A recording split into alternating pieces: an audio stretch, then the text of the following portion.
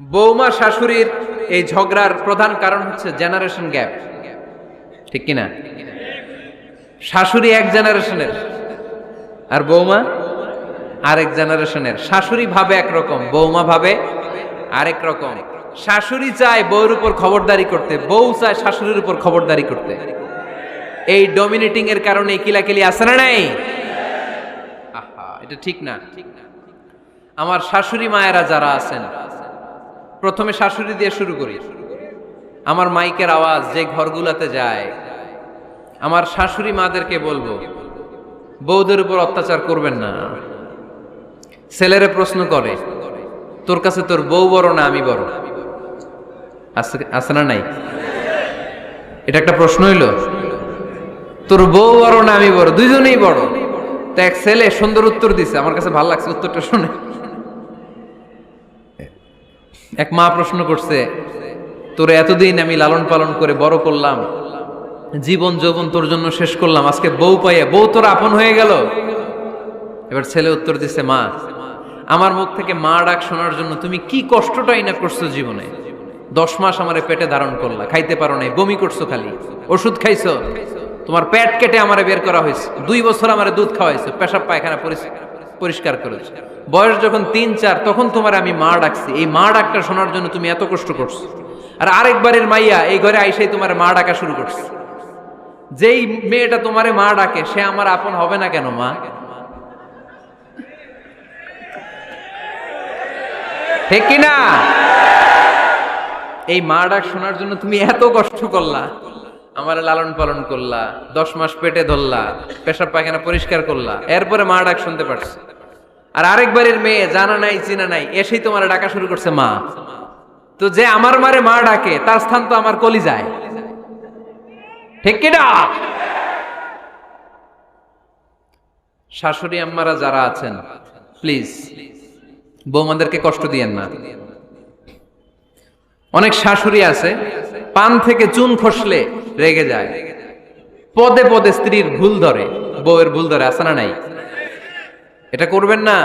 সে তো নতুন, আপনার অনেক এক্সপিরিয়েন্স হতে তার সময় লাগবে, তাকে সময় দিন, তাকে ভালোবাসুন, ঠিক কিনা? না বুঝে সামান্যতে বৌমারে বদদোয়া দেয়, এরকম আছে না নাই? কিন্তু বুঝতে চায় না, বৌমারে যদি বদদোয়া দেয় তাহলে তার নিজ ছেলের পরিবারের ক্ষতি। পেটে ধরা যে ছেলে, ছেলের পরিবারের কিন্তু ক্ষতি, তার আপন নাতি নাতনিদেরই ক্ষতি। আওয়াজ করে বলেন ঠিক কিনা? বৌমাকে বদদোয়া দিয়েন না। বৌমাকে নিজের মেয়ের মতো দেখবেন। সমাধান আমি দিচ্ছি। কেমন দেখতে হবে? নিজের মেয়ের মতো। নিজের মেয়ে সকালে ঘুম থেকে ওঠে 11টা, ওইটা সমস্যা নাই। বৌমা কেন উঠলো না, ওইখানেই ঝামেলা, আছে না নাই? মেহেরবানি করে আপনার বৌমাকে আপনার নিজের মেয়ের মতো দেখেন। নিজের মেয়েরে যেমনি আদর করেন তাকেও অমনি আদর করেন। আপনার বৌমারে যদি আপনি কষ্ট দেন, মনে রাখবেন আপনার নিজের মেয়েটাও আরেকবারের বউ হয়ে কয়েকদিন পরে যাবে।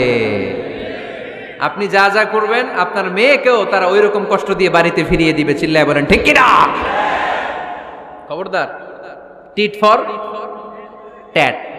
ইট্টি মারলে পাটকেলটি খেতে হয়। এজন্য শাশুড়ি আম্মা জানারা যারা আছেন, বৌমার সাথে খারাপ আচরণ করবেন না মেহেরবানি করে। তাকে আপনি কষ্ট দিলে আপনার নিজের মেয়েটাও আরেক বাড়ির বৌমা হবে, সেও ওই বাড়িতে এই কষ্টগুলো ভোগ করবে। এগুলো যখন আপনি শুনবেন তখন আপনার চোখ দিয়ে পানি পড়বে কি পড়বে না? পড়বে। এবার আসেন বৌমার কথা বলি। বৌমা যারা আছেন মেহেরবানি করে, বৌমা যারা আছেন মেহেরবানি করে আপনার শাশুড়ি আম্মাকে নিজের মায়ের জায়গায় রাখবেন। আপনার বাড়ি ছেড়ে নতুন বাড়িতে আসছেন, তো এটাই তো আপনার বাড়ি। আপনার মা রেখে দিয়ে নতুন মা পাইছেন, এটাই তো আপনার মা। তো ওনাকে মায়ের জায়গায় বসাতে আপনার সমস্যাটা কোথায়? বৌমারা খেয়াল রাখবেন, আপনি আপনার শাশুড়ির সাথে যে আচরণটা করতেছেন, আপনার শেষ বয়সে আপনার ছেলের বিয়ে দেওয়ার পরে যে বৌমাটা আসবে ওই আচরণই আপনাকে ফিরিয়ে দিবে। The nature has its own return. প্রকৃতির একটা মাইর আছে, এটা শেষ মাইর, এটা শেষ খেলা। প্রকৃতির খেলা বড় খেলা। আপনি আপনার শাশুড়ির সাথে যে আচরণ করবেন, আপনার শেষ বয়সে আপনি একদিন শাশুড়ি হবেন, এটা মাথায় রাখবেন। ওই আচরণই আপনি ফিরে পাবেন। আওয়াজ করে বলতে হবে ঠিক কিনা? এজন্য 9 নাম্বার পয়েন্টস হচ্ছে মিউচুয়াল রেসপেক্ট। সবাই যেন সবাইকে ভালোবাসি। দোষ ছাড়া মানুষ নাই, সবার দোষ আছে, আমরা যেন একে অন্যের দোষ না খুঁজি। বৌমারা, আপনাদের কেন যদি আমার মাইকের আওয়াজ যায়, অল্প কিছু টেকনিক অবলম্বন করলে আপনি আপনার শাশুড়ির মন জয় করতে পারবেন। শাশুড়িরা আসলে বেশি কিছু চায় না, আগের জামানার মানুষ তো, এদেরকে ওইভাবে হাত করতে হবে। মাঝে মাঝে একটু শাশুড়ির মাথায় তেল দিয়ে দেন, চুলে তেল দিয়ে দিবেন আর কি, মাঝে মাঝে চুল আশ্রয় দিবেন, এগুলো কিন্তু খুব পছন্দ করে শাশুড়িরা। ওনার প্রেশারটা একটু মেপে দিবেন, ডায়াবেটিক্সের ওষুধটা খাইলো কিনা সময় মতো খোঁজ নেবেন, কি পছন্দ করে খেতে একটু রান্না করে দিবেন। যেই বক্তার ওয়াজ শুনতে পছন্দ করে ওই বক্তার ওয়াজগুলো ডাউনলোড করে শাশুড়ি আম্মাকে দিবেন, ইসলামী বই দিবেন। দেখবেন বয়স্ক নারীরা মাহফিল যেতে খুব পছন্দ করে, ওয়াজ শুনতে খুব পছন্দ করে, নবীদের কাহিনীগুলো শুনতে পছন্দ করে। বসায় বসায় একটু কাহিনীগুলো শোনাবেন। বাইরে বেরোলে জিজ্ঞেস করেন, আম্মা আপনার কিছু লাগবে কিনা। আর একটা টিপস আছে, চুল যখন আশ্রাবেন আর শাশুড়ির মাথায় যখন তেল দিয়ে দিবেন, তখন অতীতের কথা জিজ্ঞেস করেন, দেখবেন অতীতের স্মৃতিতে হারিয়ে গিয়েছে আপনার শাশুড়ি।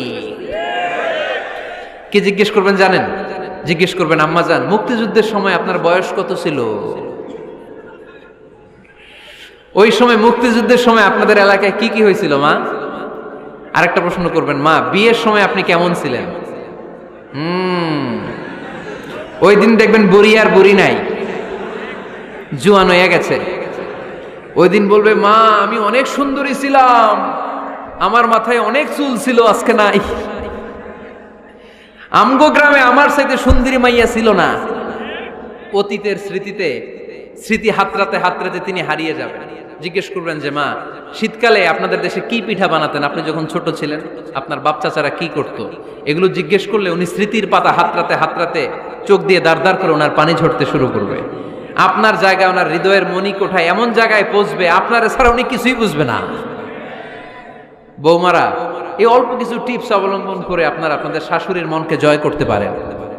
শাশুড়ি বৌমার দ্বন্দ্ব আমরা চাই না, আমরা চাই শাশুড়ি বৌমাকে নিজের মেয়ের মতো জানো, আর বৌমার শাশুড়িকে আপন মায়ের মতো ভালোবাসুক, ঠিক কিনা?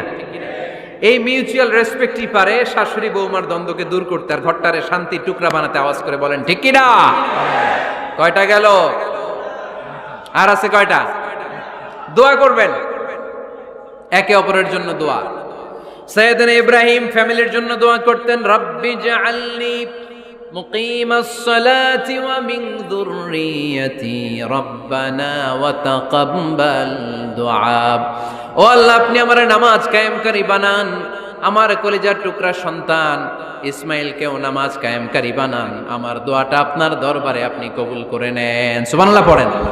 রব্বানা ইন্নী আসকানতু মিন যুররিয়াতি বিওয়াদিন গায়রি যী যারইন ইনদা বাইতিকাল মুহাররাম। ও আল্লাহ, আমার সন্তান সন্ততি, আমার ফ্যামিলিকে ধুধু মরুপ্রান্তর এই উপত্যকার মধ্যে তোমার কাবা ঘরের সামনে রেখে গেলাম, তাদেরকে তুমি নামাজ কায়েমকারী বানিয়ে দিও।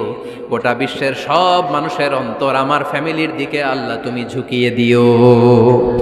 ওয়ারযুকহুম মিনাস সামারাত, ফলমূল দিয়ে আল্লাহ তুমি তাদেরকে রিজিকের ব্যবস্থা করে দিও। তার মানে সব নবীরা তাদের পরিবারের সদস্যদের জন্য দোয়া করতেন কি করতেন না? আবার কোরআন আমাদেরকে শিখালো, রব্বানা হাব লানা মিন আজওয়াজিনা ওয়া মিন যুররিয়াতিনা কুররাতা আ'য়ুন ওয়াজআলনা লিল মুত্তাকিনা ইমামা। ও আল্লাহ, এমন নেককার সন্তান, এমন নেককার স্ত্রী আপনি আমাকে দান করেন যাদের দিকে তাকালে আমার চোখ দুইটা ঠান্ডা হয়ে যায়। চক্ষু শীতলকারী স্ত্রী দেন। বিয়ে যাদের হয় নাই, ইয়াং ছেলেরা এই দোয়াটা করবা। বিয়ের জন্য দোয়ার দরকার আছে না নাই? প্রতিদিন এই দোয়া করবা, আল্লাহ এমন স্ত্রী দেন, এমন জীবন সঙ্গিনী আপনি আমাকে দেন, এমন লাইফ পার্টনার দেন যার দিকে তাকালে আমার চোখ জুড়িয়ে যায়। এমন সন্তান আল্লাহ আপনি আমার ফ্যামিলিতে দেন যাদের দিকে তাকালে আমার চোখ দুইটা ঠান্ডা হয়ে যায়। নেককার সন্তান, নেককার স্ত্রী আল্লাহর কাছে দোয়া করে চেয়ে নিতে হয়। তাহলে ফ্যামিলি মেম্বার একে অপরের জন্য দোয়ার দরকার আছে না নাই? বাবা দোয়া করবে ছেলের জন্য, ছেলে করবে বাবার জন্য, মা দোয়া করবে মেয়ের জন্য, মেয়ে করবে মায়ের জন্য, ভাই করবে বোনের জন্য, বোন করবে ভাইয়ের জন্য। দোয়ার দরকার আছে না নাই? দোয়া করবেন সবাই সবার জন্য। এই যে কোরআনের বঙ্গানুবাদ পাওয়া যায় না এখন, কথা বলেন। স্মার্টফোন আছে কার কার দেখি? হ্যাঁ, কারা কারা স্মার্ট দেখি? হাজার হাজার স্মার্ট, মাশাআল্লাহ। এই স্মার্টফোনের ভেতরে আল কোরআন নামে বাংলায় কোরআনের একটা অ্যাপস পাওয়া যায়। কথা বলেন, পাওয়া যায় কি যায় না? আজকে থেকে এই অ্যাপসটা ডাউনলোড করে প্রতিদিন 1 আয়াত 2 আয়াত 3 আয়াত করে পড়া শুরু করে দেন। বাঁচতে হলে পড়তে হবে, বাঁচতে হলে জানতে হবে, ঠিক কি না?